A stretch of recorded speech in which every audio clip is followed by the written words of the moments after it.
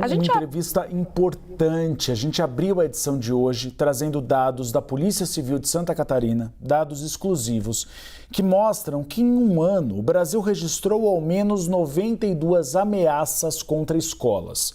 O levantamento é feito por uma tecnologia específica que identifica ameaças na internet através de redes sociais ou fóruns online. Para a gente se debruçar mais sobre esse assunto, nós conversamos agora com o delegado-geral da Polícia Civil de Santa Catarina, Ulisses Gabriel, e com o delegado-gerente de inteligência, o Rafael Welling. Boa tarde, sejam bem-vindos aos Bastidores CNN. Gostaria de falar com o delegado-geral inicialmente para ele explicar como funciona esse sistema e como ele é tão hábil em identificar essas ameaças ou insinuações que podem levar a ataques. Então, Uribe, nós tivemos um fatídico dia de abril do ano passado, um fato em uma creche aqui em Santa Catarina que ceifou a vida de crianças. A partir daí, o governador Jorginho nos reuniu e disse que era necessário nós tomarmos medidas preventivas para evitar que situações como essa acontecessem.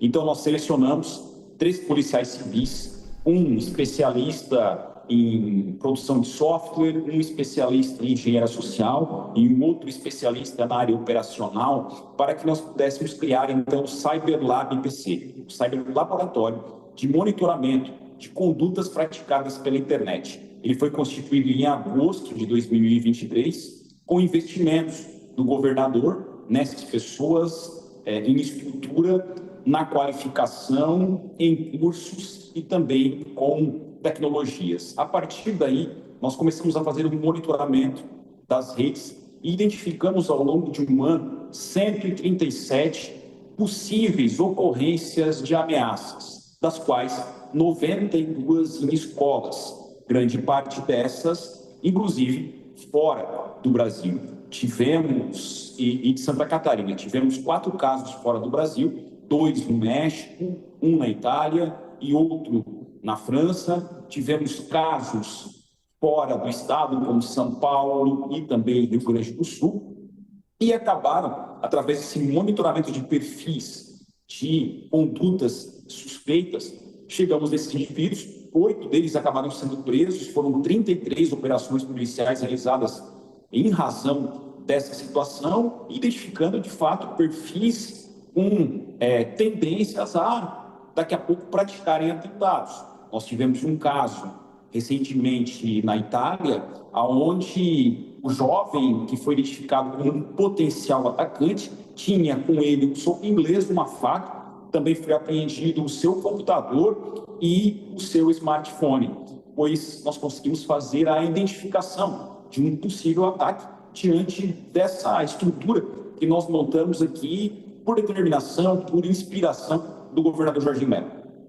Delegado, a gente recebeu a primeira informação do levantamento a partir desse fato da Itália, que o senhor traz agora, né, com um pouco mais de precisão. Agora eu queria entender melhor se existe uma parceria com esses outros países, porque nós aqui do Brasil estamos monitorando também fora do país.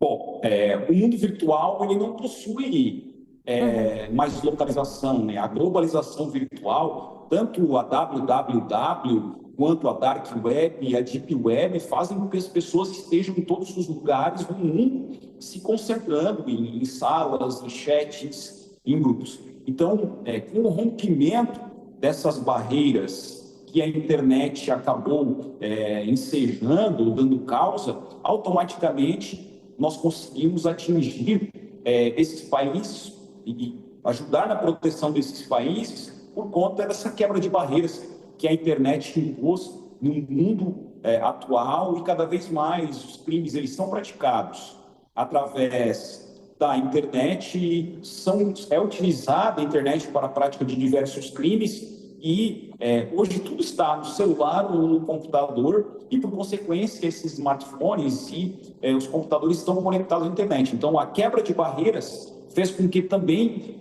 nós conseguíssemos chegar em locais que nunca antes nós imaginaríamos. Nós tínhamos uma polícia na década de 80 que, via de regra localizada no município, ficava adscrita a determinadas determinados mecanismos de investigação, como uma confissão, um interrogatório, um reconhecimento, a oitiva de uma testemunha. E hoje, com o mundo web, a gente rompeu essas barreiras. Por isso que a gente fez esse alto investimento em softwares avançados.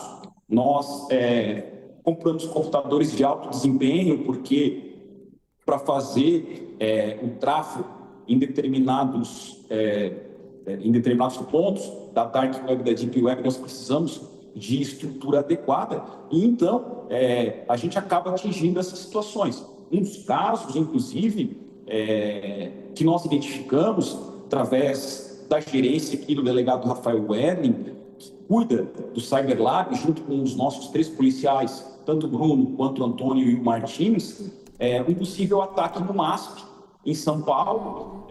Nós identificamos, inclusive, o suspeito tinha consigo a planta baixa do local, iria fazer a prática do atentado e tinha ideia um dia de um movimento que aconteceria na Avenida Paulista para atingir o maior número de pessoas. Então, a gente, através desse trabalho, né, a gente consegue atingir locais, como eu disse, que a gente nunca tinha atingido antes. Delegado Rafael, gostaria de tratar sobre esse caso do MASP, que nos chamou bastante atenção.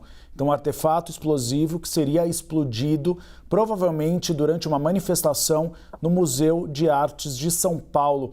Como vocês chegaram a esse plano? Estava em um fórum da Deep Web? Estava em troca de mensagens? E como vocês atuaram? Vocês entraram em contato com a Polícia de São Paulo em fevereiro?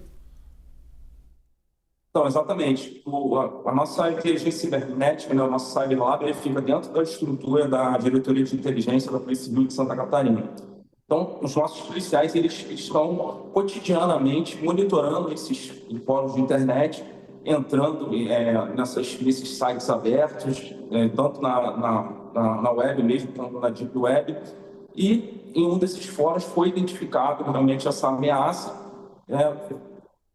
foram difundidas, inclusive a planta baixa, como o doutor Ulisses falou, e aí nós produzimos um documento de inteligência, fazemos a difusão via canal técnico, que é como nós chamamos, diretamente para a inteligência da Polícia Civil de São Paulo, justamente para se antecipar a um possível atentado. Então, as polícias, elas se conversam através das suas inteligências e a gente tem feito isso cotidianamente através desse investimento que foi feito nos nossos policiais, investimentos em tecnologia. Então, especificamente com relação ao MASP, foi no começo do ano, no mês de fevereiro, a partir do momento que nós fizemos essa identificação, nós produzimos um documento e informamos imediatamente a Polícia Civil de São Paulo. Essa ameaça, ela estava num grupo de neonazista, é isso? Grupos contra minorias?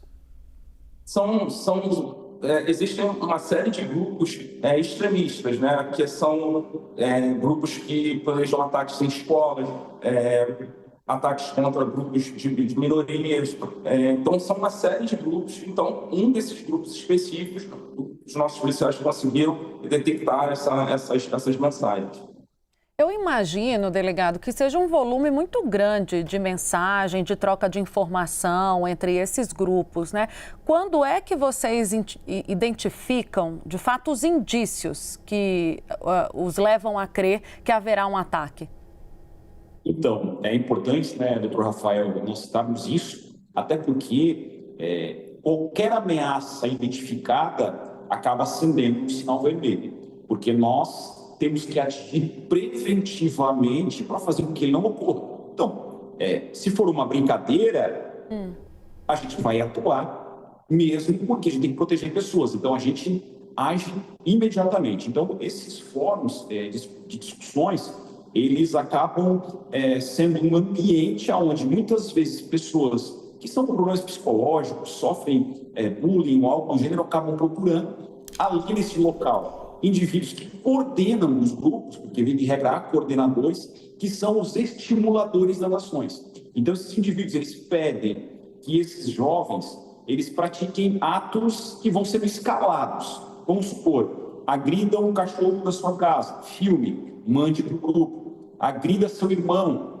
filme, mande para o grupo. Porque eles acabam tendo uma fomentação e um escalonamento da violência para ir preparando a pessoa para agir de uma forma mais grave, de uma forma... É um treinamento, né, delegado? Desculpa, não ouvi.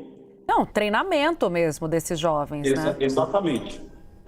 Por isso que hoje há uma punição maior para aquele que coordena e fomenta o grupo. Então, via de regra, a gente atua. Como eu disse, a maior parte dos casos não são em Santa Catarina, mas a gente tem essa ação colaborativa porque a gente tem uma preocupação muito grande com as pessoas. Podem ser nossos filhos, nossos netos. Então, por isso que a gente atua fortemente nisso. Há momentos em que ocorreram discussões a respeito, por exemplo, da nossa atuação contra neonazistas, onde começaram a dizer, Santa Catarina é nazista, tem várias investigações de neonazistas. E, na verdade, o que acontece? O que nós temos aqui é uma atuação constante e ativa. E nós identificamos vários casos de outros estados. Então, como a gente investiga muito e não passa pano para esse tipo de situação, vai em outros estados e atua, automaticamente a gente acaba podendo ser um ponto negativo para pessoas que querem fazer política ideológica em cima da nossa atuação. Mas, na verdade, o que acontece é uma atuação que a gente faz, a gente combate. E a maioria dos casos são fora de Santa Catarina, demonstrando que nós estamos trabalhando e que nós não somos aquilo que taxados somos por algumas pessoas, né? Quando as pessoas generalizam é sempre um erro. A generalização é sempre um erro, independentemente do espectro ideológico. Doutor Ulisses, eu gostaria que o senhor contasse um caso específico, por exemplo, em Santa Catarina. Se vocês chegaram aí à casa da pessoa que fez a ameaça, se houve prisão ou não. Sim, nós tivemos alguns casos em Santa Catarina, casos assim que, de certa forma, muito nos entristeceram. Em um dos mandados de busca e apreensão, nós identificamos uma jovem, uma possível atacante, que estava numa condição de vida deplorável, morando com familiares, as condições de higiene básicas muito ruins, as condições da estrutura do quarto onde vivia também muito ruins. Então, as pessoas usam de mecanismos psicológicos de pessoas que estão vulneráveis para utilizá-las para a prática de crimes.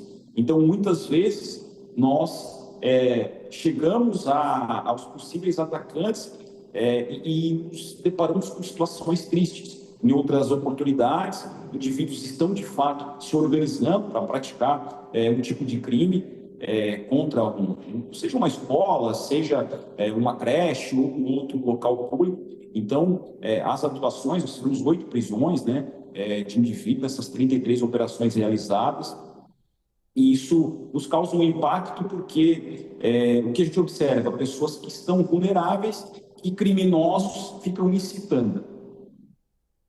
Obrigada. Conversamos com o delegado-geral da Polícia Civil de Santa Catarina, Ulisses Gabriel, e também com o delegado-gerente de inteligência, Rafael Werling. Bom trabalho para vocês, espaço aberto aqui para uma próxima conversa. Até. Muito obrigado, um grande abraço. Obrigado, um abraço a todos.